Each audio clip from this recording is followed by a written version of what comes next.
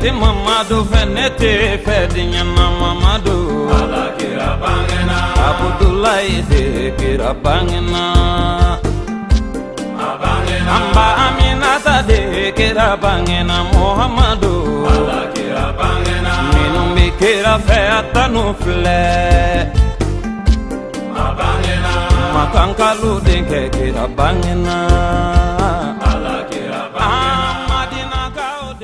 أعوذ بالله بسم الله والصلاة والسلام على رسول الله محمد بن عبد الله عباد الله السلام عليكم ورحمة الله تعالى وبركاته أم بدأت بشرف الله جباو أم أوفو كولي يماندون كدل الله سبحانه وتعالى في ألك هنا ناك كشي ناك بركة ألك جدي كوشايا ننا وكلنا بلا جلنكا نامبرا مولا دنيا كفو أنغا بواجلو كنكونو أم بي مولودو باتم كنكا نو يا تلي فلا دوني ka bɛ san 2019 novembre kalo tile 18 ma bangoni charbon kare la Madu Jalo ala ke hinɛ ala ale ka denbaya la a denw an'a kanuɲɔgɔnw an'a ka kalandenw kabila wale u bɛ fara ɲɔgɔn kan k'u ka nisɔndiya n'u ka ɲaɲarili yira alakiraba ka bangini ko la kabini cɛkɔrɔba bɛ balo la fo kana se a ka danyali ma Cɛba Jalo an'a dɔgɔninw kɛrɛnkɛrɛnnenya la Bayisa Jalo ale ye waajulu kɛbaa ye fɛn minnu bɔra ye an ka jɛ k'o baaraw seereya ɲɔgɔn fɛ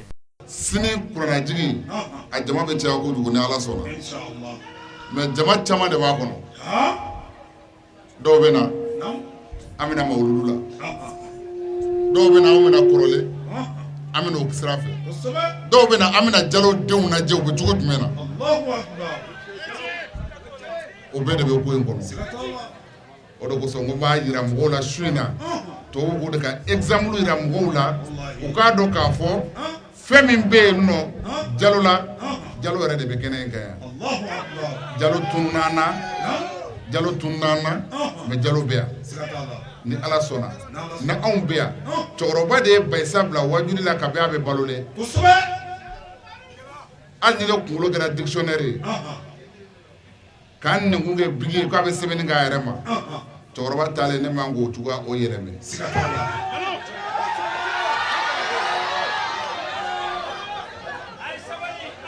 ni ala sɔnna o b'a nɔ la o tɛ yɛlɛmɛ baba mɔgɔkɔrɔbaw ko ŋanatigiya ka fisa ni ŋanaya ye ni mɔgɔ bɛ ne bolo min bɛ ka baara kɛ ka ban ne bɛ n sigi de ka n ta kɛ lamɛnni ye ka n ta kɛ lajɛli ye ala m'an kisira ni fɛn min fɔra n'o ma kɛ ne diya ye ko ye n'an sera so n b'a wele ka na dɔgɔ tun bɛ ka nin fɔ tan i b'a kɛ tan i b'a kɛ tan o tɛna fɔ jama la n'ala sɔnna kaba an dun ye wajuli daminɛ kaba ye wajuli daminɛ a ka ca san 10 ni kɔ ye bi an b'o ɲɔgɔnya la an ma deli k'o reproche ɲɔgɔn k'a la an b'a la deli an ka n'o ɲɔgɔn kɛ o tuma na komi su bɛ ka tagalen ne bɛ wuli ka place di n dɔgɔkɛ ma a k'a sigi ka wajuli kɛ mɔgɔw ye ala sago o sago an bɛ tanga ɲini Allahu Ta'ala fɛ ka bɔ shetana tɔɔrɔ ma shetana min ni ala y'a danga k'a kɛ farala kɛrɛfɛ ye ya rabbi ala ka don ani shetana cɛ ala kira hɔrɔma kosɔn o kɔfɛ an b'an sinsin ni Allahu Ta'ala tɔgɔ barikama ye ala min ye kow daminɛ wale Allahu Ta'ala de bɛna kow laban o kɔfɛ an bɛ sɔli danfɛnw na samanci kan an bɛ sɔli kiraw ka alimami kan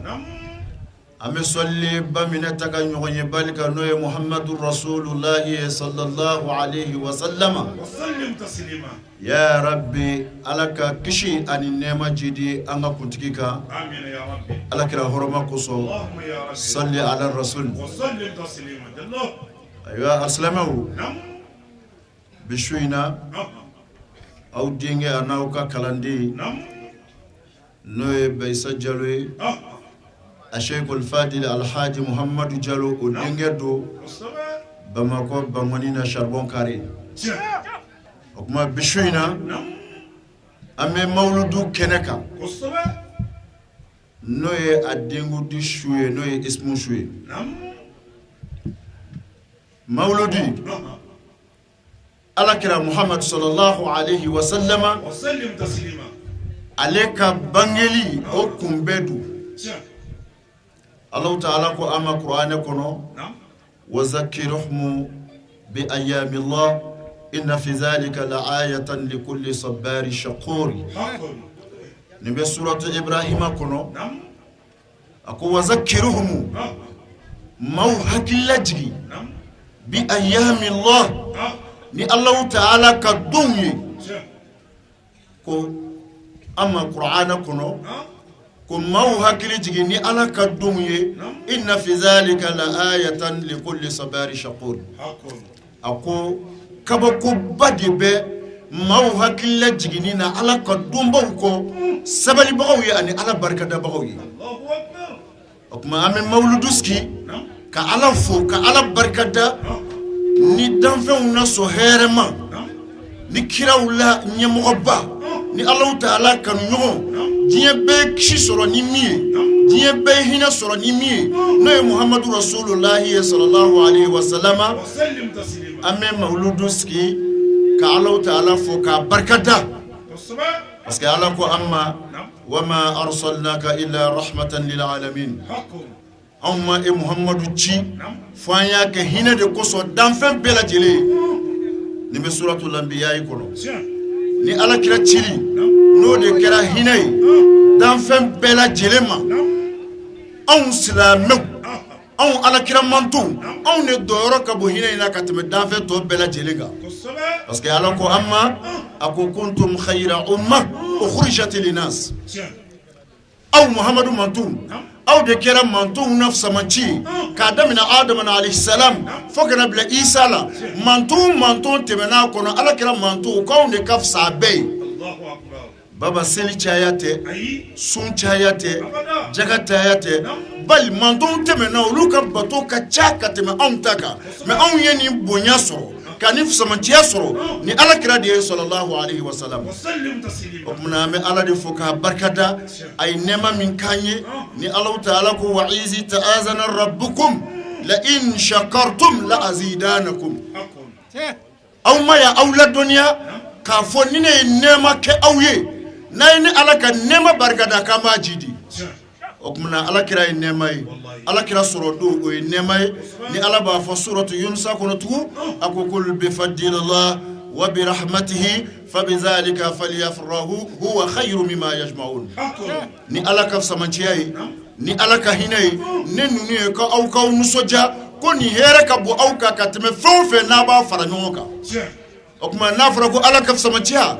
ala ka hine ako suratul anbiya kono ko wa ma arsalnaka illa rahmatan o rahmata anina rahmata bekili Allahu akbar ala kira chili kira hine ala ko ganga nuso jani hine ame mawludu sigini kama ka ala fuka ala barkata alhamdulillah o mawludu sigi hukumu konnana anyini nanfe islamaya nyemugo fe kafo jamana imbe chugo mina bi mawludu kene barka mabadi dugo mimbe ke barka bala kuma mimbe foye barka be duala kene insigi kum kama no Muhammadu sallallahu alaihi wasallam sallim taslima okuma jamana dim anga nyogo mine surtout mamun ko la ilaha illa Allah Muhammadur Rasulullah sallallahu alaihi wasallam Allah ta'ala ko ma Qur'an kono islamu aku wa atasimu bihabbulillahi jami'a wala tafarraku kanga nyogo mine ni ala ka juruye angana farafiu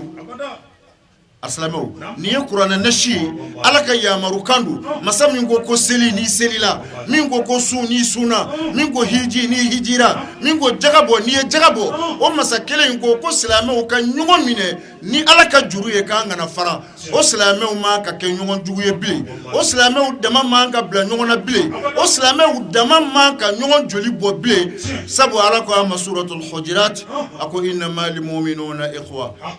فأصله بين أخويكم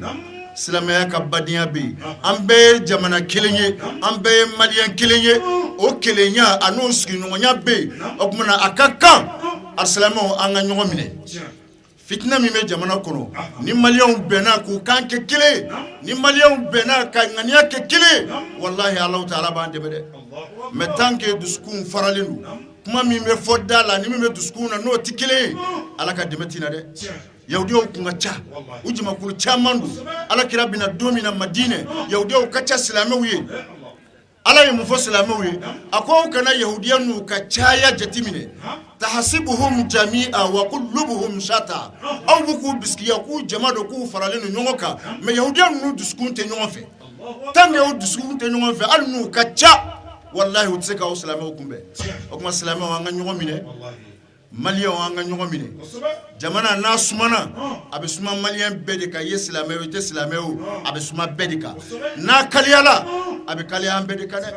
okumuna mi dugo ke ka nyine ala fe ya rabbi fitna mi me jamana ngono ala ka dafa amin ya rabbi malien de ya rabbi ala ka be kelima amin ya rabbi jamana nyamugo ya rabbi ala ka hakili nyuman duma obisega jamana ni mara chugomi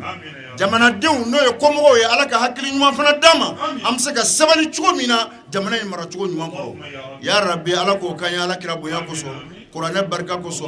mawlukalo en barka kama salli ala rasul wala bishuina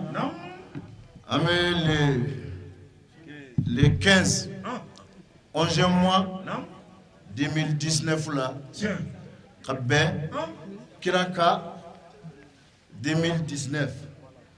kabbe kiraka mauludi dingudima ala kambe sawaba amina ya rabbi baba yemi fosisa ni ala ko wazakiruhum bi ayami allah inna fi dhalika la'ayatan likulli sabari shakur ni ayan ni wasara mauludu kelila mau hakilla jigi ni ala ka dunko kabako bade bala sabali bagawiye ani hakilima dunyo Allahu akbar ani mamunu mina ala barkada wallahi sirata Allah baba ala ka dun o tseka jate islamaw fefiu kateme ala kira bangi dunga ala kira mi sallallahu alayhi wa sallama ni jiye be kanda soro ni ale ala kira mi sallallahu alayhi wa sallam ni jiye be jigi be ale de kasurnal donka alkiyama jodo ala kira mi sallallahu alayhi wa sallam ni ale de anfa adama dem bela jele kuntiki wa alkiyama jodo dugukolo becci kabo ma folo min dala o ye ale ala kira de sallallahu alayhi wa sallam ame mauluduski ka ala kira kanu min be anduskuna ko de yira alala ka ala kira bunya ana kadara ko yira jiye mala ka do on ngan nabi nyuma o kafsa nabi nyuma be on ga kira no muhammadu rasulullah sallallahu alayhi wa sallam ale de kafsa kira be ame mauluduski ko yira jiye mala ni kira kafsa be jiye dara ale kanun kama arjina dara ale kanun kama jahannama dara ale kanun kama o bange do walima o ka dengudi do no temena du ko ka ko mi femake o basro du ko hakilima do wayra de Allahu akbar okma ni ala ko ka maw hakilati ala ka duna amen ke ka salama hakilati ko hakil kura kura ya ala kira sallallahu alayhi wa sallam akan yana ma ya kira chudi ala kira sallallahu alayhi wa sallam aye amanton kan chudi ala kira sallallahu alayhi wa sallam akira manton fe chudi la yini jume kuma bolo nin don nunu na ambolu fo arsalamuyi no ya ala kira kasirawi ala kira kanuni ko yira alala ala kira kanuni o ye farida do de islamiya kono ala kira kanu sallallahu alayhi wa sallama baba o ye farida di parce que ala kira de ko kishi nema be ala kira ma ako aw shitike mu'miniya fiu ka foki ka mu'miniya dafara fikane ala kira kanu sallallahu alayhi wa sallama katama ifaka fikane ala kira kanu sallallahu alayhi wa sallama katama idenga fikane ala kira kanu katama iyere kunka baba nika alakira kanu na degere mase nima ite mu'mini ni alakira kanu ni degere fana sera nima baba ka chala alakira bange don ti teme yina made alako amma qur'ana kono alakira qadara la suratul ahzab ako annabiyyu awla bil mu'minina min anfusihim wa azwajuhu ummahatuhum akon nabi yuma no ya alakira sallallahu alaihi wasallam taslima awla ode kaka bil mu'minina ni mu'minun tikiyai min anfusihim katam mu'minun yereka Allahu akbar ni qur'anan nashijele suratul ahzab akon nabi nyuma wode kaka ni aw mu'minun tigiya yo ko e mu'mini ke ko ala kira de tayiye katema iyere ka ala kofe foi maka bunya silame kebulu silame msobulu katema ala kira ka sallallahu alaihi wasallam ako ala kira de kaka ni aw tigiya katema auka amado ma ko wa azwajuhu ummahatuhu ako ala kira afurmuso ko ye mu'minin bebai mini ala kira iflayo min ka kor ala kira yo min dembe ala kira kungo min balwa muso ala kira kungo ala de ko ala kira furmuso ko ye mu'minin bebai Allahu akbar baba ni bebe ala kira kafsa manci ya dira ka fo kan be kilin wallahi jiyate kabina ala jiyada amma maw ke kilin Allahu akbar don te keleye kanu te keleye maw te keleye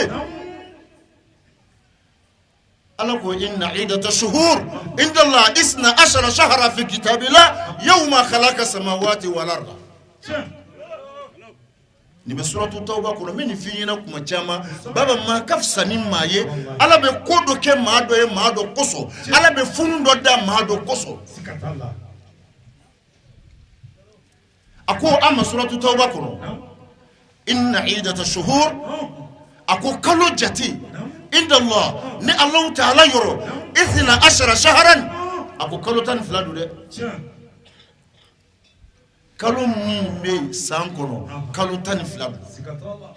me o kalo tan flakono ako kalo nani mbala ko horome kalo yi ko olu kabbo kateme kalo toka o horome kalo nani kono ko fala tazlimu anfusakum fihinna Allahu akbar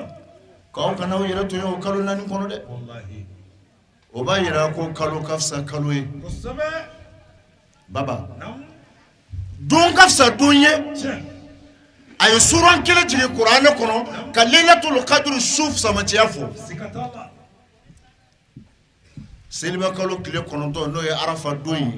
ayo sama tiafo anyi wallahi san dum be doyi me dum do be Allah taala yo lu bunya ala e femi bunya ni yo bunya ifala be nafa soro nodi zalika wa man yu'azim sha'air Allah akofa inaha min taqwa alqulub ala ka dina dunya lilaw fe munu be no ye ala ka dina ko bawye ma munu bo lu bunya ala koso akoye duskunga ala yasrayadi sikatala abafo o suran gele ngono zalika wa man yu'azimu hurmatillah fa huwa khayru lahu kuma mani Allah ta'ala ka horome bunya ko ala ka horome bunyali ko ye here de iye horome ka horome baba we ala kira di sallallahu alayhi wa sallam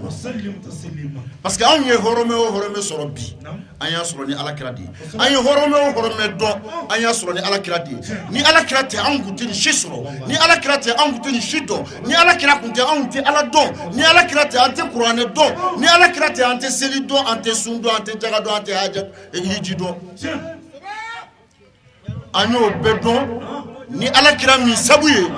ni pano kuna ite ala la soro de Allahu akbar o de ko sa ala fana mi daji ala kira ka hakela ala mi daji qur'ane kono de wallahi sikatalla nyo de fo mo ni qur'ane la je ibe ayaw no soro qur'ane kono ibe qur'ane nasu de soro min me masu k'i encourager ka kɛ mawludi kɛli kan hali n'a y'a sɔrɔ kuran nasi jɛlen ma mawludi t'a tɔgɔ ma i b'o ayaw caman sɔrɔ kuranɛ kɔnɔ k'a yira ko an bɛɛ tɛ kelen ye kuranɛ bɛ kuma alakira ka kuma caman ni maaw ko k'u bɛ jama n'u k'u bɛ yaada n'u ko u bɛ ni alakira kɛ kelen ye ala b'a yira aw tɛ kelen ye dɛ an tɛ kelen ye dɛ o de kosɔn a ko lahazabu kɔnɔ a ko aw muminu ko nabi ɲuman de ka kan ni aw tigiya ye ka tɛmɛ i fa kan ka tɛmɛ i ba kan ka tɛmɛ i yɛrɛkun kan wa alakira musow k'o ye muminu bɛɛ ba ye ni alakira tɛ sallallahu alaihi wasallam ni ma fɔ maa si ma i bɛ kɛ maa dɔw de ba ye i bɛ taa sɔrɔ bɛɛ ba t'i ye mais alakira muso i m'a ye ala y'a bali fiyewu alakira taalen kɔfɛ a ko wa ma kana lakum an tuzu rasulallah wala an tankihu azwajahu min ba'dihi abadan inna zalikum inda allahi aziman ni bɛ lahazabu kelen kɔnɔ وما كان لكم أن تزوروا رسول الله ولا أن تنكحوا أزواجه أبدا من بعده أبدا أقول إن ذلكم كان عند الله عظيما أقول هي أو مؤمنون وما كان أمنك لكم أوي أن تزوروا رسول الله أكا ألك كرا تورا fɛn fɛn n'o bɛ alakira fujunu fɛn fɛn n'o bɛ alakira degun ali fitini k'o ye haramu ye mu'minu kan a ye mun tugu a la a ko wala tankihu azwajahu min ba'dihi abadan a ko alakira fatulen ko silamɛw maa si kana alakira muso furu sabu alakira muso ye mu'minu ba ye i ba furuli ma haramu ye cogo min na alakira furumuso kɛra haramu ye silamɛ bɛɛ ma o bɛ alakira bonya ni a kadara de yira n'o tɛ i kɛra cogo o cogo n'i fatura i muso tabaga dɔ na sɔrɔ dugukolo kan mais fo alakira kelen sallallahu alaihi wasallam k'a tɛ bɛn fiyewu an ka alakira musow furu a salen kɔfɛ a ko o yɛrɛ min filɛ nin ye hali k'o miiri i dusukun na a ko o ye fɛn de ye min ka bon ala yɔrɔ kosɛbɛ parce que jurumuba de b'a la nin bɛɛ fɛ kun ye jumɛn ye k'a dɔn k'a fɔ alakira wallahi ala tɛ dɛ ala den tɛ subhanallah saniya bɛ ala ye ka bɔ denko ma ala ka jɔn don ala y'o de fɔ an ye alakira yɛrɛ y'o de fɔ an ye mais jɔn min don ale de ka fisa ala ka dali bɛɛ ye danfɛn o danfɛn bɛ ala bolo n'a y'a da wallahi alakira ka fisa a bɛɛ ye n'i ye alakira lasɔrɔ i bɛ ala lasɔrɔ n'i ma alakira lasɔrɔ baba i tɛ ala lasɔrɔ dɛ o la alakira kanu min m'an na asilamɛw an ka dɔ fara kan tant que ni limaniya bɛ yen ni alakira kanu bɛ yen baara ka ɲi mais ni alakira kanu tɛ yen limaniya mana k'i la cogo o cogo n'i tɛ alakira fɛ i bɛ baara o baara kɛ ala ko k'a bɛɛ ye fu ye n bɛna misali caman de yira i la mun kosɔn i k'a dɔn ko alakira ko sallallahu alaihi wasallam ko fitinin tɛ ala bolo dɛ a kanuni a b'a to ala bɛ k'i fɛ a bonyali a b'a to ala bɛ k'i fɛ kuranɛ falen bɛ nin dama de la alakira ka sahababa dɔ n ye nin f'i ye siɲɛ caman Umar ibn al-Khattab don dɔ la ni alakira bɛ ɲɔgɔn fɛ kisi nɛɛma bɛ alakira ye a bɛ alakira fɛ kojugu wallahi sahaba ninnu tun bɛ alakira fɛ baba siga t'o la o n'i y'a ye u sɔnna ka makan bila k'u musow to yen k'u ka denw to yen k'u ka nakɔforow to yen k'u teriw to yen k'u sinjiw to yen ka tugu alakira kɔ sallallahu alaihi wasallam ka na madinɛ ka tila ka muru ta ka tugu a kɔ ka jihadi kɛ dɔw fagara dɔw jogina dɔw y'u denw faga dɔw y'u balimaw faga alakira nɔfɛ sallallahu alaihi wasallam i b'a dɔn k'a fɔ alakira kanu de tun b'u la sahaba ninnu b'a fɛ dɛ alakira kisi nɛɛma b'a ye Umar n'a bɛ ɲɔgɔn fɛ Umar ibn al-Khattab ko alakira ma ya Rasulallah yɔrɔ n y'a f'i ye a tɛ bɛn olu ye a tɛ bɛn silamɛ si ye i ka alakira wele a tɔgɔjɛ la o balilen don ala yɛrɛ y'a wele cogo min na i b'a wele ten ya Nabiyallah walima ya Rasulallah muhammadu kala kira welete kuma aw damani ɲɔgɔn cɛ mina sama kuranɛ de bina fi ye ni y'a kɛ dɔrɔn ala bɛ ba i ka baara bɛɛ la alisilamɛw an k'an sɔgɔ ala kira la an k'a ɲini ala fɛ ni ala kira kanu ka dɔgɔ an dusukun na wallahi an k'a ɲini ala fɛ ala k'a jidi ala bi kɛ jɔn fɛ ni ala kira kanu de jɔn bɛ ɲɔgɔn dan ala yɔrɔ ni ala kira kanu de sallallahu alaihi wasallam ganzama abubakar sidiki bila sahaba tɔw ɲɛ koyi wallahi a tun bɛ ala kira fɛ kojugu abubakar a tun bɛ ala kira fɛ kojugu o de kosɔn saya yɔrɔw la abubakar b'a nin di ale de kasa ala kira ka balo a y'o misali caman kɛ don min na o bɛ don kuluwo kɔnɔ ale kasa ala kira ka balo n b'o f'i ye siɲɛ caman ni sahaba ninnu silamɛ si kana kalakari ninnu na an kana kalakari ninnu na ninnu de ye ala kira diliw ye ninnu de ye ala kira dɛmɛbagaw ye ninnu de sera ka ala kira dɛmɛ ni ala ka diɲɛ ye fo diinɛ ye cɛrina ka diɲɛ minɛ baba umaru ko ala kira ma a ko ya rasulallah sallallahu alaihi wasallam a ko wallahi ala kira ne bɛ fɛ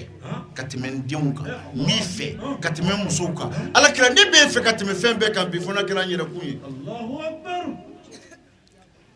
ala kira yɛlɛla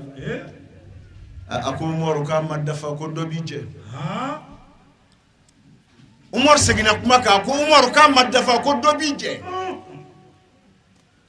a ko n bɛ ale bɛ ala kira fɛ ka tɛmɛ a fa n'a ba n'a ka denbaya bɛɛ kan fo n'a kɛra a yɛrɛ ye ala kira ko dɔ bɛ limaniya jɛ dɔ bɛ fɛ jɛ umaru seginna o la a ko ala kira sallallahu alaihi wasallam a ko ne b'i fɛ ka tɛmɛ n yɛrɛ kun kan a y'a tigɛ minɛ a ko hatɛ umaru al'ana sisan kɔni limaniya dafara baba fo ala kira kanu ka so ma ni ala kira kanu sero ma ni ala kira ko bɔ i bɛ bɔ n'a ko wuli i bɛ wuli n'a ko k'i sigi i bɛ sigi umaru jumɛn silamɛ don a ye makan bila ka na ala kira nɔfɛ mais o n'a ta bɛɛ ala kira ko umaru k'i ma se fɔlɔ tant que ni ala kira kanu ni ala kira ma diya i ye ka tɛmɛ i yɛrɛ kun kan i ma se dɛ a silamɛw an ka ala kira kanu an ka salatu caya ala kira kan an k'an ka denbayaw u lamɔ ni ala kira kanu de ye sallallahu alaihi wasallam an ka ala kira de yira u la sanga ani waati bɛɛ sabu ni ala kira de ye ala bɛ hinɛ ni ala ko wa ma arsalnaka illa rahmatan lil alamin anw mi ci dɔwɛrɛ kama fo hinɛ hinɛ o hinɛ n'an b'o sɔrɔ sa an y'o sɔrɔ ni ala kira de ye sallallahu alaihi wasallam parce que ala kira ye nabi ɲuman ye ka kɔ adama dali ye a y'o fɔ adam ala kira de da y'o fɔ sallallahu alaihi wasallam a ko ne muhammad sallallahu alaihi wasallam a ko ne ye nabi ɲuman ye ka sɔrɔ adama bɛ bɔgɔ ni ji cɛ tuma min na mɛlɛkɛw bɛ ka bɔgɔ foroki k'u bɛna dilan k'a kɛ adama ye o y'a sɔrɔ ne muhammadu ye nabi ɲuman ye jɔnni bɛ cɛ in cogo dɔn ni ala tɛ jɔnni de bɛ cɛ in cogo dɔn ni ala tɛ n'i kɛra fɛ ala bɛ k'i fɛ n'i banna la ala bɛ ban i la baba an ka sahabaw latigɛ ala ko an ma kuranɛ kɔnɔ a ko wa man yu'ti ar-rasula a ko wa man yu'ti ilaha wa rasula a ko fa ulaika ma'a alladhina an'ama Allahu alaihim minna nabiyyina والصديقين والشهداء والصالحين وحسن أولئك الرفيق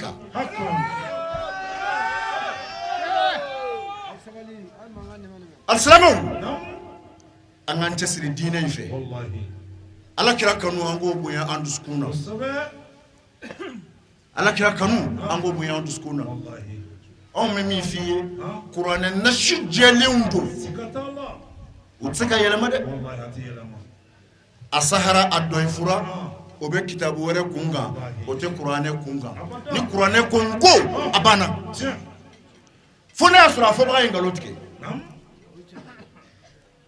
ala ko a ma kuranɛ kɔnɔ a ko wa man yuti ilaha ni maa min tugura ala kɔ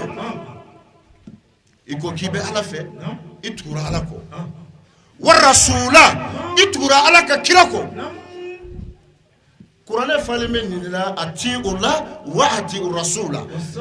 baba ala ni kirat se ka faraka bo nyogono o tsaka kede wallahi ni fla kanu ne betani nyoye aw mo kede ala de o ke ka kla ka yira anna akoni mami tukura ala ko itukura ala ka kira ko ka ala batu fa ulaika o jamakulu olu de mogoye munu mina faramauka Allah taala nemana mamunuka ibadu ne aya yi jigini sama munzuru sahaba do de kumbi ala kira kanu bala ube ala kira fe fokase ni mbebe sena nafi ube jugube me ala kira kanu ba gira gira kumbi mun perano no saka sa ala kira kabalu sahaba kay annana ala kira sallallahu alaihi wasallam sallim taslima ala kira yayi atachu la nyeda fujunenu parce que be mama don nabi na ka baruda la be nyondo ngakoro ni de kumba kanana na ibo do anyeda la ala kira sahaba kay naje aya soro nyeda fujunenu doni ako sahaba kay makakara chudi abe komi de kundo bi kade ako ala kirama oho Allah ndi kununu sabu njorolendo Allahu akbar ala kira ko ama sallallahu alaihi wasallam sallim taslima ako joro kunye jume ako ala kira diye dunnodo nine ma wuli kana insigi ke enye dalaje wallahi nete lafiya Allahu akbar ni diye here o here nine yaso nine nyama da ala kira ka kle journée kono nte lafiya ni ye ka ban far la fiaran fara Allahu akbar mais ala kira mi ka sira mi jorolendo Allah ni ansara comme ba fo ayi chumi nan dona arjina kono ala kira bi na ta daraja kono talena on mi na ta yoro majigino ne be ka joro ne bi na ala kira ye arjina kono chudi ka gere ela baba yini ngamiri wallahi Allah alaka ala kira kanu de sera abika miri nan dona arjina kono ne rebina eye chudi adne jatere me fiki me ala kira ye chudi Allahu akbar sahaba kay joro lanina wallahi nabi mamunu temena no lumina do arjina kono mamunu kira ala kira fe nabi mamunu ta bla place mina de ala kira kan bago ko mina ta nunu bilay fa ulaika ujma kullu الذين أولدهم مع الذين أولد بنا فرموك أنعم الله على النمنا عليه ما منك من النبيين كبن نبي نوح الله أكبر والصديقين أكون من توفر الصديقين وك والشهداء منه فرس يدسوك والصالحين على منه فرما يموك الله أكبر وحسن أولئك الرفيقا أكون جمع كلو كفولين نبي نمو صديقينو شهداء صالحينو أكون جمع كلو لتشكاين يروكلنا برودالا كيسما يرولا أكون منا وبفر نيوكا يروكلي الله أكبر أيان جيني كان فالا كراي ناي دفو أكو سابكاي هاكلسكي ni ala sona ala ye hakilla skiji limaniya be maumala ka ala kira kan kila ala ko kabina an be faranyon ka kan do jannatul firdaus kono yoro kelena ya rabbi ala man dunay amina ya rabbi be femi ma sama ala kira kan wasabe an ala kira kan wallahi qur'ana fali mbodi la wasabe seli fini gatike wallahi seli fembay hiji ba kebeke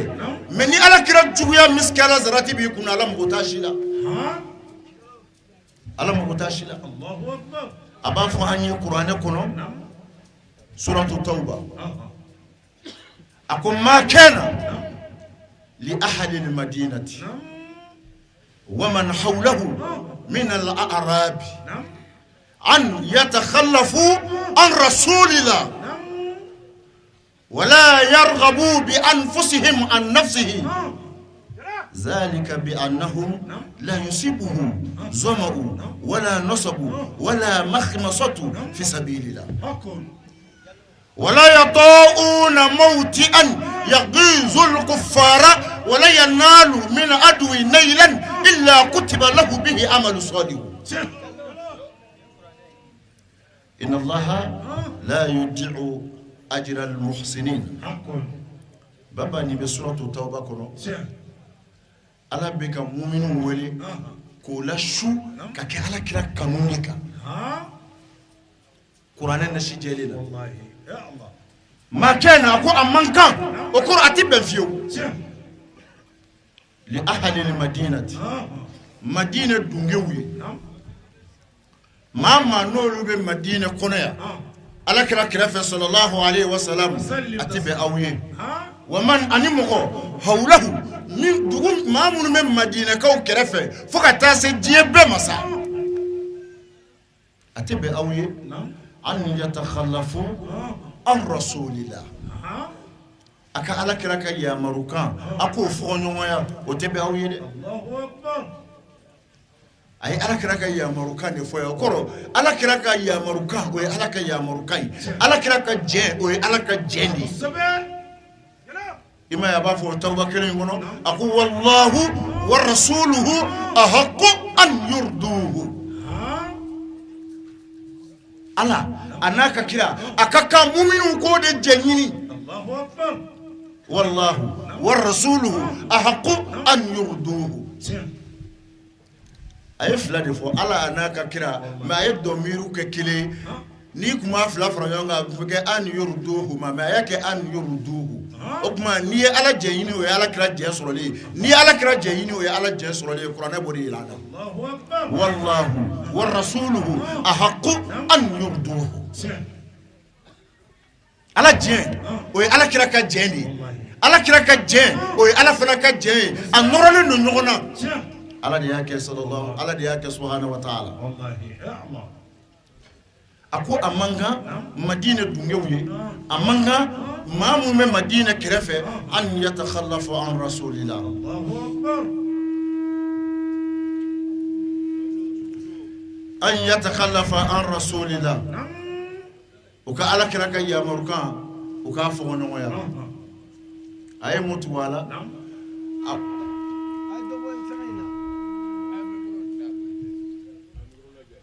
ako wala yarghabu atebe awye aw mu'minu aw kanuke bi anfusihim ni aw yere kunye an nafsihi ka ala kiratu Allahu akbar katebe mu'minu an yarghabu aka kanuke bi anfusihim na aw yere kunye an nafsihi ka ala kiranima Allahu akbar okoro atebe fiyo ika foi kanuni yere nyuma na faka sura ya ala kira di folo kanunai atebe iye iki yere tanga kabo juguma foi ma faka sura ya nyina ala kira di tanga kabo ama Allahu akbar aw mu'minu akumuna zalika بأنهم لا يصيبه ظمأ ولا نصب ولا مخمصة في سبيل الله ako amumina au kado ala kira kanu ganzantere baraji de bala ni ala fe futala ni foku ye jumay mamunu yusko de ni kana mawdo kero duguni dugu jamana ni jamana u farkulu u bulo nafulu wallahi be washiji min boni koso ala bina sarayi ibe doro me min boni koso ala bina sarayi ibe kanu mi irani koso ala bina sarayi ako futala atebe fiu akaw yere kunni kanu ka ala kiratu ko zalika bi anahu la yusibuhu zama'un Allahu akbar ako min khote aw salanu so la yusibuhu zama'un min khote so wala nasabun sangata so wala mahmasatun ako konte aw so konte aw so من غتي أوسرو سنتي أوسرو في سبيل الله الله تعالى كسرفه على كراك نسرفه ولا يطاؤون موتئا أو تسين بارانيتا كبوي كسو على نوفي على كرا نوفي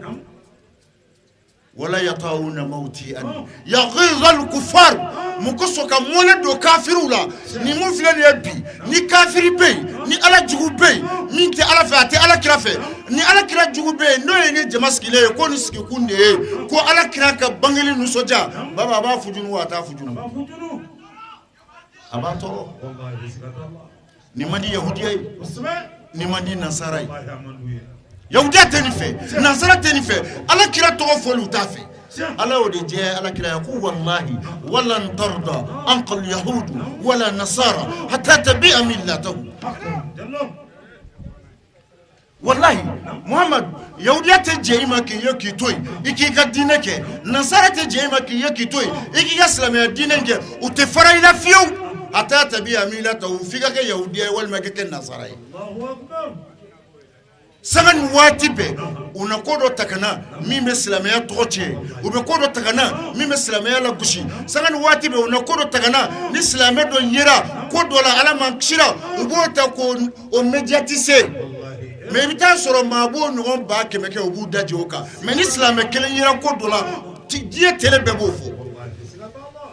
e hakili la ko dɔ wɛrɛ don wa walahi silamɛya juguya don baba yahudiya tɛ silamɛya fɛ dɛ nasara tɛ silamɛya fɛ dɛ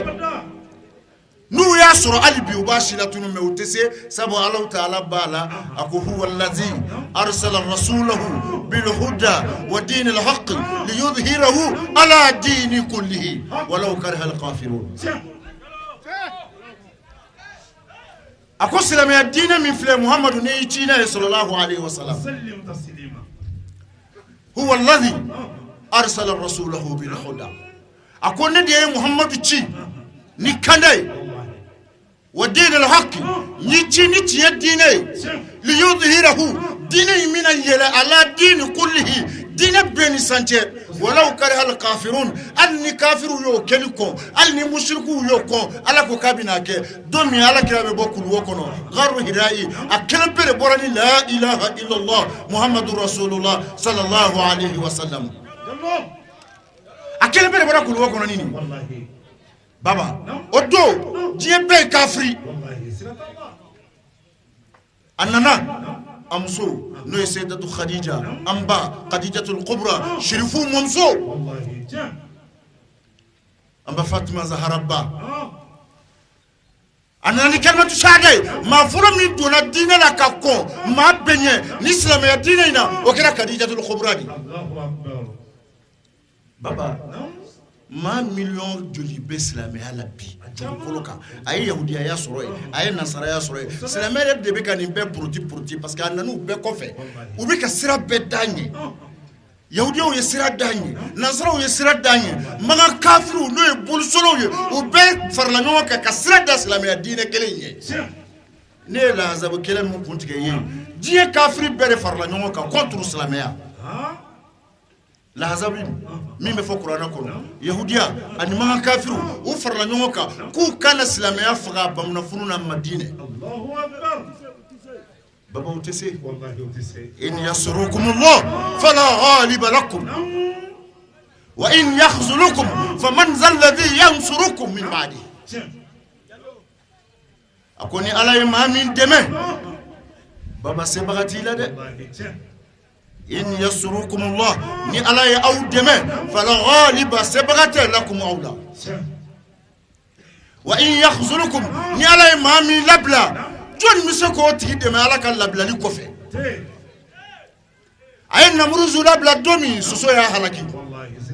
a ye Firawuna labila don min a halakira Bajuro a ye Abu Jahali labila don min Badiri don a fagara baba maa tɛ se ka jɔ ala ɲɛ maa tɛ se ka jɔ diinɛ ɲɛ maa tɛ se ka jɔ tiɲɛ natɔ ɲɛ i ka hɛrɛ bɛɛ bɛ min na i ka jɛn n'a ye i ka sɔn a ma yahudiyaw ye fɛɛrɛ bɛɛ tigɛ ni diinɛ in kama mais wallahi ala ma sɔn u tɛ diinɛ in fɛ n'i ye yahudiya y'i kɔ cucucu la n'i ye nasara y'i bolo cucucu la u ka nata dɔ de nɔfɛ n'o tɛ wallahi diinɛ in kanu tɛ fiyewu diinɛ in kanu tɛ fiyewu o tuma ni nin kɛnɛ in sigira ta kana nin filɛ ta a bɛ kafiriw tɔɔrɔ n'o ye yahudiya ni nasara ye n ka m'olu de ma a b'olu tɔɔrɔ parce que munna olu t'a fɛ fiyewu kɛnɛ dɔ ka sigi ko alakira mais ala de ko kuranɛ kɔnɔ ako warfa'ana lak zikrak ako e muhammadu kofoli on masayo korota ke togo fo du koloka fo itse ko balibile wallahi jiya dungodo gile farasuka lerio leribi jiya kontina be kono ina maado soro mimi ka fo la ilaha illallah muhammadur rasulullah sallallahu alaihi wasallam baba ala sono ma no bana du koloka domi du kolo here bana okuma ala kira kanu bawo mawlidi kebaw uninu kan nafolo ka ala kira kanu yira nay mika ode foye ibe fenfe ke ala kira kanu na ala koso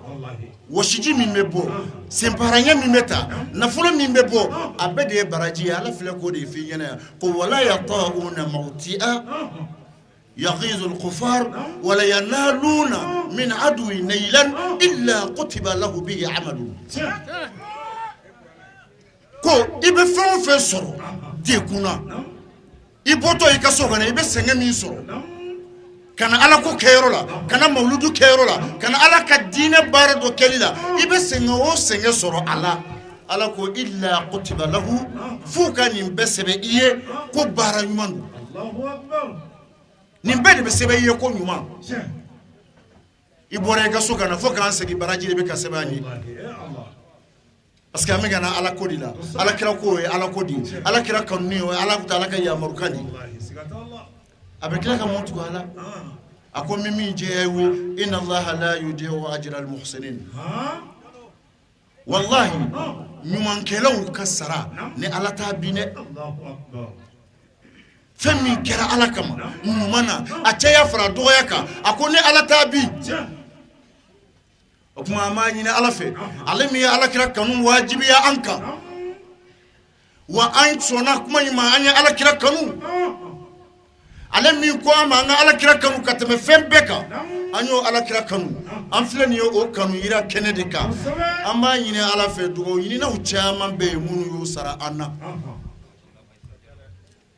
malikona ya ni malikoka hamiti kele wo kele ala ama nyine fe ka begla ala kira horoma kama sallallahu alaihi wasallam hamiti kele wo kele ala ama nyine fe ka begla Sheikh Khadir Jilani horoma kusu amin ya rabbi hamiti kele wo kele ala ama nyine fe ka gla on ka Sheikh Al-Fadil Al-Haji Muhammad Jallo a horoma na barka kusu amin ya rabbi jallo dugo yina be wallahi amin mun ye dugo wardi ko ka dugaw ke o denye munu be tunga fe ya rabbi ala ka tunga jawla amin ya rabbi munu tay marzanti su be bolula sugu kasuma ya rabbi ala ka suguja munu tay furkoy ala ka furuyoro nyumandi munu tay dengoy ala ka denyumandi ya rabbi amani ala fa ala ka here kambe amin ya rabbi kerengere ni ala ame dugaw ke amadu ko tay ami duwo ke ko tay inshallah ya rabbi amani ne ala fe ala ka hera daire anay amadu a chesiri lendo abe ko chamagere wallahi sallallahu me amani ne ala fe ya rabbi ni ala kira barkay gele mimba annaka ala ka wuli amin ya rabbi ala ka wuli amin ya rabbi nafuru min nabe ka yin ya rabbi ala ka kanai allahumma ya rabbi ala kira horoma kama salli ala rasul salli taslima allah baba على كرا صلى الله عليه وسلم سلم تسليما عليه حبيب الله الله تعالى كان نقول والله الله كو أما قرآن كنو واتخذ الله إبراهيم قليلا أكون إبراهيم منه كاكنتري على كرا وي حبيبي إن كانوا نقول وكبو نتريه ala kira sallallahu alaihi wasallam ni ya deme ibika ala deme wallahi ala kira deme baga o ala deme baga de ala deme baga ala fana ya kalika bi deme ako inna lanansuru rusulana walladhina amanu fil hayati dunya wa yawma yaqumu al-ashhad yallah inna masa lanansur rusulana wallahi amanga chidum deme ala ka chidum baba ala bu deme aba fo yero wala ko kitaballahu la a'albanna anna wa rusuliya inna allaha la qawiyyun aziz ako on masaba nga cidenw dɛmɛ inna lanansuru rusulana walladhina amanu dɛmɛ amanu mamunu lemaniyara no ye on mu'minu ye ala ko ka ban dɛmɛ de wala yansuruna allah man yansuruhu inna allaha la qawiyyun aziz ako me cidenw dɛmɛ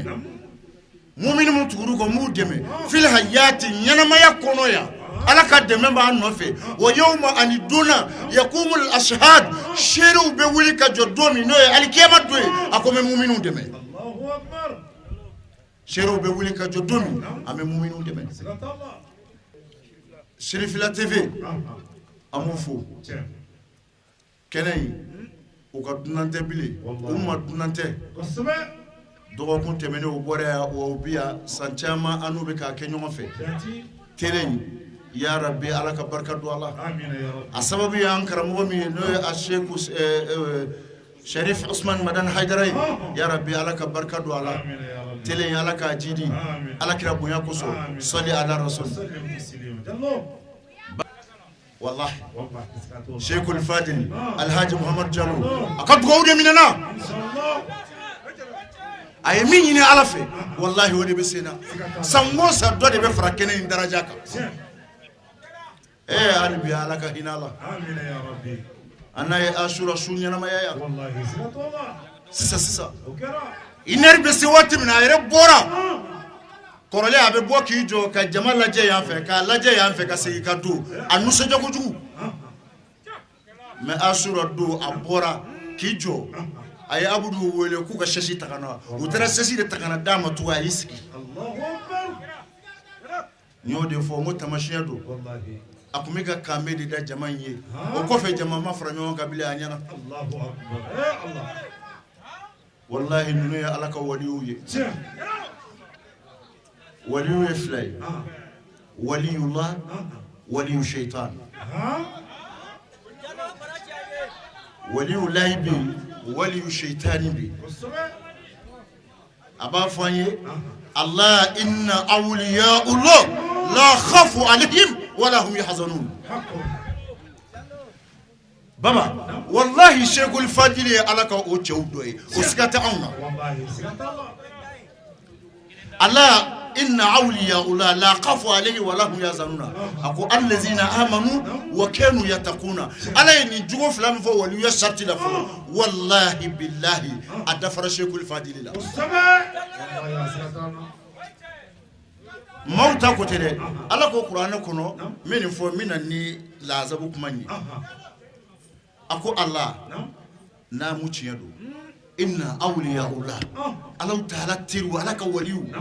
la khawfu alaihim wala yahzanun siratu ma domi maube siram joratu ma domi maube joro maube fujuru domi na olu te fujuru allahu akbar be hakilla ko ale ko do ko betere wali yajme alladhina amanu mamu limaniyana e baba jama in be o shere wallahi ni nana sheku fe kuma nabi ladi abe ala dana yin yire nabi ladi kuma e akwanga da ala wallahi anga ala bla antuskuna wallahi sheku kan ladi kambe anyebla yin jama be ni shere wallahi alhamdulillah an bade tv shirfila la jabaw ka fo ka wali mando aka nyama dalila nin tuye anye mali bamako bangoni charbon kare la jalola demaya konnana madu jalo ala ka dayoro nema adeun ka damne chaba jalo ka se wajulu kala ma baisa jalo samba flani tan kononton novembre kalot le tan ani shekin nin tuye anye mauludu kuncheli batam keneka san chamanta ala ka wirana amba fo ka wali mando aka nyama dalla aka be jin wati wore wa shukran lakum fi amanillah